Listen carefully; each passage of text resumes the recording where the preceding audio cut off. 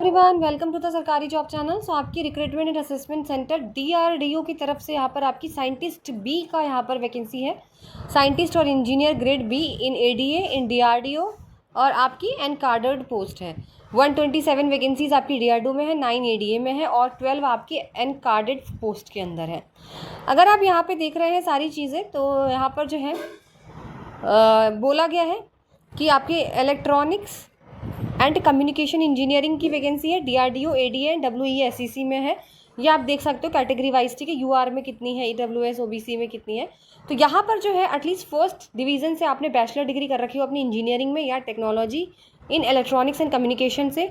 साथ ही साथ गेट का एग्ज़ाम आपका क्वालिफाइड यहाँ पर होना ज़रूरी है, ठीक है।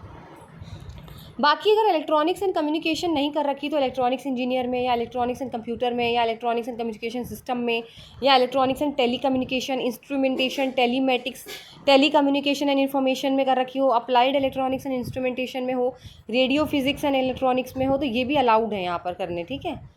फिर है दूसरी आपकी यहाँ पर मैकेनिकल इंजीनियरिंग की। तो यहाँ पे भी फर्स्ट डिवीज़न के साथ आपने डिग्री कर रखी हो और गेट आपने क्वालिफाई कर रखा हो। मैकेनिक में आपने mechanical automation, mechanic production, mechatronics इनमें भी कर रखा होगा तो भी चलेगा, ठीक है। फिर है आपकी कंप्यूटर साइंस की। देखिए 4 में वैकेंसीज है, डीआरडीओ एडीए सीएमई में और डब्ल्यूईएसईसी में। इसमें भी फर्स्ट डिवीज़न क्लास से डिग्री हो आपकी इंजीनियरिंग में कंप्यूटर साइंस से, ठीक है। साथ ही साथ यहाँ पे आईटी से होगी तो भी चलेगी, कंप्यूटर एंड कम्युनिकेशन में होगी तो भी चलेगी। यहाँ पे आप देख सकते हो कि एक्स्ट्रा लिखे हुए हैं कि ये होगा तो भी चलेगा और गेट का स्कोर। फिर आपका इलेक्ट्रिकल इंजीनियरिंग में तो इलेक्ट्रिकल इंजीनियरिंग की डिग्री होनी चाहिए और आपका वैलिड स्कोर कार्ड होना चाहिए। ऐसे ही material engineering, material science and engineering, metallurgical and engineering में है तो उसमें भी फर्स्ट क्लास से आपका मेटोलॉजी में या इंजीनियरिंग या टेक्नोलॉजी में होना चाहिए और गेट का स्कोर होना चाहिए। फिजिक्स है तो आपकी मास्टर डिग्री साइंस में होनी चाहिए, यहाँ पर फर्स्ट डिवीज़न से मास्टर डिग्री साइंस में होनी चाहिए और गेट का स्कोर होना चाहिए। केमिस्ट्री है तो केमिस्ट्री फर्स्ट डिवीज़न से आपने कर रखी हो मास्टर डिग्री और गेट का स्कोर। केमिकल इंजीनियरिंग है तो फर्स्ट क्लास बैचलर डिग्री कर रखी हो आपने यहाँ पर, ठीक है, और गेट का स्कोर। एरोनॉटिकल इंजीनियरिंग में फर्स्ट क्लास से बैचलर डिग्री कर रखी हो और आपकी गेट का स्कोर। मैथ्स है तो मास्टर डिग्री, मैथमेटिक्स में मास्टर डिग्री कर रखी हो और वैलिड होना चाहिए गेट स्कोर। सिविल इंजीनियरिंग है तो फर्स्ट क्लास बैचलर डिग्री चाहिए इसमें सिविल इंजीनियरिंग में और गेट। बायोमेडिकल है तो बैचलर डिग्री इन इंजीनियर और टेक्नोलॉजी इन बायोमेडिकल में और गेट। फिर एंटोमोलॉजी है तो आपकी मास्टर डिग्री पोस्ट ग्रेजुएट होना चाहिए फर्स्ट डिवीजन से एंटोमोलॉजी में और गेट का स्कोर कार्ड। बायोस्टेट्स है तो मास्टर डिग्री स्टेट्स में या फिर बायोस्टेट्स में होनी चाहिए, साथ ही साथ गेट का स्कोर। क्लिनिकल साइकोलॉजी में आपकी मास्टर डिग्री फर्स्ट डिवीज़न से क्लिनिकल साइकोलॉजी में होनी चाहिए और यहाँ पर भी वैलिड होना चाहिए गेट और रजिस्ट्रेशन होना चाहिए आपका with rehabilitation council of India. Psychology है तो psychology essential qualification first master degree in psychology और गेट का स्कोर।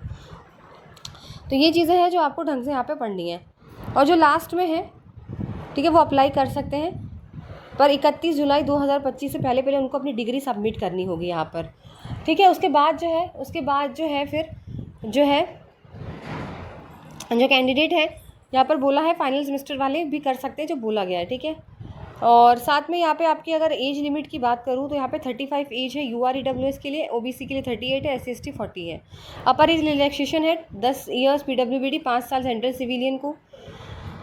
बाकी यहाँ पे आप सारी चीज़ें देख सकते हो, डॉक्यूमेंट अपलोड करना है, जनरल इंस्ट्रक्शंस दिए हुए हैं, कॉशस दिए हुए हैं, ठीक है। उसके बाद क्या है फिर आप नेक्स्ट जो है यहाँ पर आप देख सकते हो सारी चीज़ें लिखी हुई हैं, हाउ टू अप्लाई, ठीक है। ये सारी चीज़ें स्क्रीनिंग शॉर्ट लिस्टिंग तो आपकी गेट के स्कोर पर आपको सिलेक्ट किया जाएगा यहाँ पे, ये याद रखिएगा, ठीक है।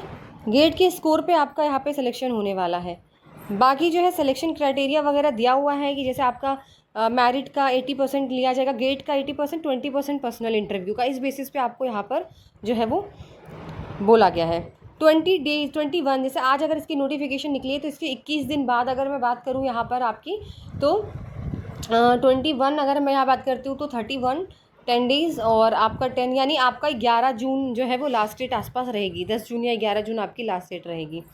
बाकी सारी चीज़ें आप पढ़ सकते हो यहाँ पर। चलिए वीडियो अच्छी लगी तो लाइक एंड शेयर ज़रूर करिए और वीडियो को सब्सक्राइब करें, लाइक करें।